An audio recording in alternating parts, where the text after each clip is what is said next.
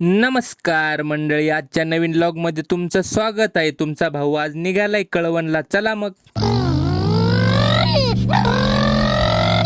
तर रस्त्यातच राहुल भाऊ भेटले आणि आपली गाडी एक्सचेंज करून त्यांचा घोडा घेऊन 60च्या स्पीडने सुरू झाला पुढचा प्रवास. आणि जेवढं मोठं वाहन तेवढं जास्त खायला लागतं बो मंडळी, बरोबर आहे ना. मग कनाशीत पेट्रोल टाकून डायरेक्ट रितिशाकडे आलो आणि पाण्या पावसामुळे मोठ्या गाडीत रितिशाला बसवलं आणि निघालो. अरे तुम्हाला सांगायचंच राहिलं की मी कळवणला कशाला चाललोय असं. आपल्या रितिशाला थोडा सर्दी खोकला झाला आहे, तर तो जास्त होण्या अगोदरच दवाखान्यात घेऊन चाललोय. आणि पोचलो कळवणला. गाडी पार्किंगला लावून दिली. दवाखान्यात तर खूप गर्दी आहे ना भाऊ. मग थोड्या वेळाने आपला नंबर लागला आणि गोळ्या औषधे घेऊन पोचलो घरी. तर आपल्या रितिशाचा लगेच खेळ पण सुरू झाला. त्यानंतर मी पण निघालो घरी. आणि आबुण्यात तर कांद्याच्या ट्रॅक्टरांची खूप गर्दी झाली होती. मोटरसायकल निघायला जागा नव्हती. मग म्हटलं रस्ता रिकामा व्हायला वेळच लागेल, तोपर्यंत तुम्हाला कांद्याचा भाव दाखवून देऊ.